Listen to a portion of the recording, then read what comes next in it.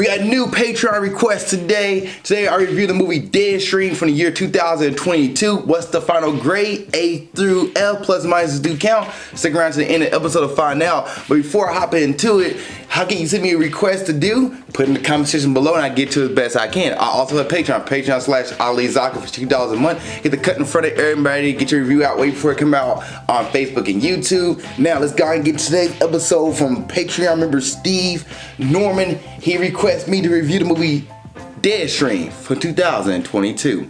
So what is this movie about? This movie is about a YouTuber who was once famous and he made a bunch of horrible mistakes and pretty much got canceled a few times, and he was trying to find a way to get out of cancellation and bring back his popularity. So what he was going to do, what no people had never done before, stay in the most horrific, horrifying, horror haunted houses in America, and he's gonna stay the whole night.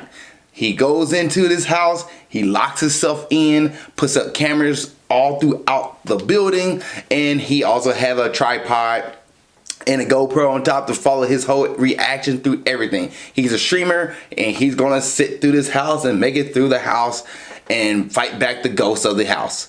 Well, the ghosts are real. In this horror comedy, Sean, our main character, finds his way through the depths of hell to pretty much survive the night. And can he do it? Can he beat the demon? Can he beat the ghost?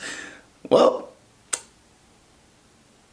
I don't know. He does in a sense. The things that I liked in this movie. The acting is actually fine. Sean, who is played by Joseph Winters, he's playing a character who, Joseph Winters is playing a character who is very annoying, very YouTube-esque, very like social media influencer streamer guy. Like he has the high-pitched voice. We're gonna do this today, guys. Let's go. Let's get through the house. Like he's doing all that kind of stuff where he's obnoxious and just in your face, and he's actually a dick. You do not like this guy at all. He meets a girl named Chrissy who is like a big streamer fan. She shows up and she's like trying to get Sean on her side and go to the house together, and Sean's like being a dick to her. I don't like you. You like so and so, and he's reacting to the comments and being a jerk in a sense. And he kind of gets what's coming to him. So Chrissy ended up being the ghost. She ended up being Mildred, the ghost who showed herself in human form, because Sean was a dumbass and decided to, I don't know what else to call him, so sorry for the cussing there, but decided to break the seal that was protecting the house from the ghost. Well, he breaks the seal because he's like, oh, what's this? It looks stupid. Throws it to the ground, breaks it, so Mildred's like, play ball. I want to say play ball, and play ball. She shows up and start tormenting him. At a point where I was like, Mildred's kind of cute. Maybe Mildred just want a hug or want somebody. Because the stuff she was doing to him was almost like, that's not torturous in a sense. Like at one point she bites into him, but like she hugs him and bites into his mouth, like bites into his neck. I was like, that's kind of, I don't know about that. And then she bites his balls later in the movie. And I'm like, maybe she's just lonely. Maybe she just needs some intimacy. I don't know. That was my thought process of it. The movie's a comedy in a sense, so there's some things you'll like, you'll laugh at and you're like, this is goofy, over the top, stupid. But at the same time, it's also fun and an interesting horror flick. There are jump scares in this movie. It got me a few times. I was like, oh shoot, did not see that coming. Oh shoot, did not see that coming. But I do like that aspect of the movie. I thought it was fun. The camera angles set up for certain points, which is also a dislike of mine too. So there's certain times the camera angles are set up and you like see what's going on, or you can follow what's going on in different rooms, which was pretty cool. But then you get the camera angle where you're just purely focused on Sean's face. I don't really care what Sean's doing. Show us something else. Why are you going Sean for so long? Show us something else. So that's another dislike, but also a like of mine. So it's like in the middle there. I think the acting is great. I like the acting. I like some of the jokes, and I also like the overall sense and the underlying story of this movie, the underlying message that like Mildred was trying to get more followers. She was trying to get people to follow her, and how she did get stay in the house, she comes and corrupts you and you're part of her ghouls and souls. And thanks to YouTube and thanks to Sean being a YouTuber, it was her way to get him on her side, and then pretty much spread her demonic empire through the rest of, you know, the world through YouTubing and streaming. Well, Sean figured that out. He's like, oh, she wants more people, so we're going to copyright. And as I literally says it, he said, we're going to copyright her. So we're going to get her demonetized pretty much. And he fights back in a sense where I'm like, did not see that coming, where he tries to use her own ability that she was going to use to corrupt him to pretty much corrupt her. Mazel tov. He did it. He ended up corrupting her and becoming the head of the house pretty much in a sense after defeating Mildred. But all the ghosts and stuff who were following her in the house are now following Sean. And the movie ends in a way that makes this one of my dislikes, where it's just like, oh. And I sat there with this face of like, that's it? That's how we drop the movie off. The monsters all show up. They don't attack him. Well, in a sense, the movie looks like it doesn't attack him. One of the headed, zombie head rodents outside pops through the door and like jump scares at him. But then the movie cuts off and the stream ends. And I'm like, is he dead, or are they just all come to bother him like the TV show Ghosts, where he can see all the ghosts now, but he can't do anything? Or Jujutsu Kaisen, where the demon sits on your shoulder and you're just like, my shoulder feels heavy. I don't know what's going on. The demon's just like, I'm just sitting here, sucking away her soul. Not gonna bother her though. So she's fine. Like, to me, in the end of the movie, the way the movie ended, my interpretation of that, he became the new head of the house. He got the new followers. He got the new streamers. And now that the ghosts are just going to haunt him because he's their master. And he defeated Mildred.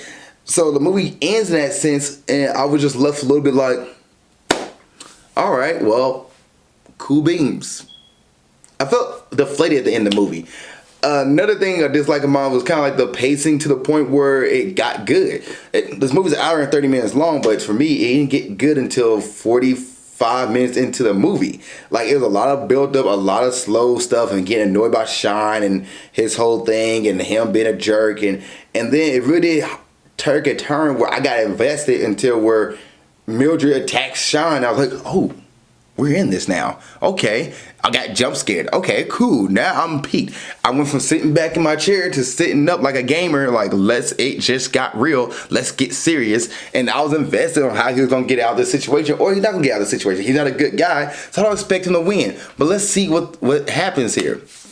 But I do like the story. So those are two dislikes, but I do like the story where you are, you know, saying how social media influencers don't have power unless they have followers. And Mildred needed power, so she needed followers. And Sean was trying to get his followers back so he can feel like he is valuable again, feel like he has power.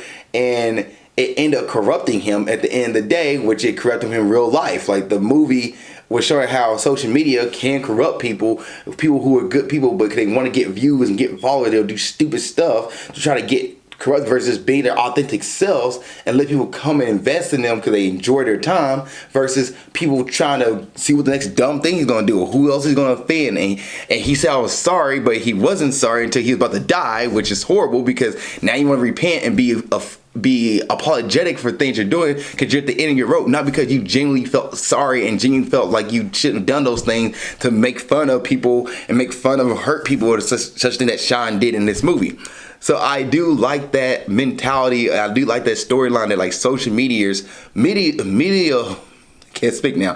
Social media influencers are, you know, only have power based off the subscribers, and they don't care about anything else, and thus it's their downfall. I like how the movie did that. I thought that was a pretty cool, you know, story there. And besides the pacing of the first part of the movie and the ending, I thought the movie was great. I enjoyed this movie. I had fun. And I even contacted Steve. It was like, yo, bro, what is this? You got me watching. I'm here for it. But all at the same time, some of the things I don't like, but it is what it is. I do like, another funny thing to me, that the music in this movie, there's not really much music unless Sean is playing music. And there's a scene where, like, the movie's like, well, let's get this ghost. And he starts playing music. And I love that. Like, the dramatic music came in because he was playing it. I thought that was fun. I just love that little stuff where it makes it like it's a real movie, but it's like a realistic, real life thing, but also it's a movie at the same time, and it's not taking itself too seriously. I loved it. Also, the practical effects in this movie. This movie had, like, visual props. It wasn't all CGI, and it doesn't have a budget. So I don't know how big the budget was, but because of that, and it made it the jump scares and the practical effects and practical prompts phenomenal. I love that. Sometimes when you watch a movie with so much CGI, horror movies with so much CGI, it's good to go back to just the baseline, basic effects and prompts that when you make it at the end of the day, it looks creepy as heck, but it's cool to put into the movie and make it look real. So I 1% shout out to the grossness of some of the designs and prompts that was used in this movie. All right, let's go ahead and talk about the directors and all that good stuff. So Deadstream came out 2022. It's an hour and 27 minutes long. It's not rated. If it were going to be rated, probably rated mature or rated R. Director Joseph Winters and Vanessa Winter. Writers Vanessa Winter and Joseph Winter, so they both directed and wrote the movie. Star Joseph Winter, Melanie Stone, and Jason K. Wixon. I'm pulling this from IMDb. So the budget, there isn't one, but the movie grossed worldwide box office $1 million. As far as cast goes, there's only really two people. Joseph Winter, who plays Shine, he was perfect as the annoying YouTuber, streamer person who's like, we're gonna do this, guys. Let's get it go. We're gonna get into this. Let's go. Like, he was annoying, and the high-pitched voice he did was on point. Shout out to him. Good job. Melanie Stone, who played Christy, I thought she did great. She was like the let's go along the adventure, let's go find stuff, until she became the bad guy, and then she was terrifying and attacking him and doing stupid stuff. And like at one point she just jumps on him, and I was like, this lady needs a hug. But in reality, she was trying to take his soul. But really, this all came down to what Shine did. Shine put himself in the situation. If he didn't break the seal, he would have been fine. But that's how horror movies go. And also all the tropes of can't get the car started, can't get the car started, so forth and so on. But that's it for the cast. I thought the cast did great. Any other thoughts? I do like how the movie was using streaming, because the movie was being streamed the whole time. Not sure how he had Wi-Fi. I guess it's just his data. But he was able to use like streaming, and people would pop into the stream explaining what's going on, explaining this you need to do. But then they would send him videos, and he would read the video or watch the videos, and people were like, yeah, so he's watching this horrific thing go on to somebody. Everybody's just like watching and not doing anything, and they're explaining like, hey, this is what you did, good luck. One lady's like, I used to live in the house, this is how you beat Mildred, and she was like, oh, you messed up? Good luck to you, sir. I thought it was kind of funny. But I also love how he was like speeding through what she was saying to try to figure out what the answer is. Because when people put stuff on YouTube, TikTok, Instagram, instead of getting to the point, they would say this whole dragged out thing before they even get to the point. I like how he was like skimming through, like, get to the point, get to the point, get to the point. I'm trying to live here. So a little props and little nods, stuff like that. Just thought that was kind of cool. Is this a Friday night movie? Watch your friends and family. Yes, this is a Friday night movie. Watch your friends and family. I think everybody will enjoy it, especially you got horror fans in the house. I think people will enjoy this movie. It's silly, nonsensical, but also at the same time horrific and horrifying, and it does its job as far as being a horror movie. Grading time. I'm going to grade Deadstream from the year 2022. I'll give this movie a B. It gets a B for me. I think the reason why, because the low budget, and the movie does hold, like, it does hold your attention. It's not too stupid, too bad, but the budget in this movie makes it like work. The two people, the writers, I gotta give them props to that.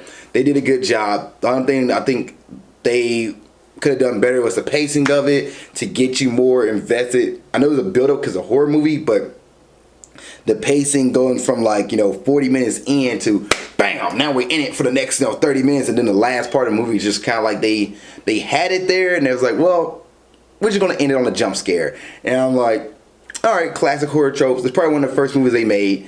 Props to them. Shout out. Good work. But yeah, I give them a B. It gets a B for me. IMDb gets it a 6.4 out of 10. That's a D. Rotten Tomatoes, the critics give the movie a 91%. That is an A minus. And the audience give it a 77%, which is a C plus. I was leaning to a C plus, but I gave it a B because the low budget, the fact that it did keep you entertained. Yes, the movie didn't end on a really high note. It left me kind of like, and the movie was slow pacing, getting to the midpoint where it took off, and then from there it held you up, like it was slow though, and then it just went, and then it just kind of went, bloom. So it's a B for me, 85%. But yeah, that's my thoughts. If you've seen Deadstream for 2022, what did you think? Please put in the comment section below. Other than that, see you guys next episode of Movie Breakdowns, and keep being awesome. Thank you so much for making it to the end of this video. I really appreciate that. Please don't forget to like, subscribe, and comment.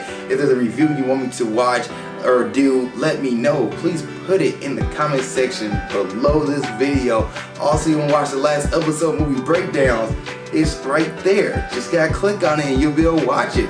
Thank you guys so much. I appreciate it. Love y'all, and keep being awesome.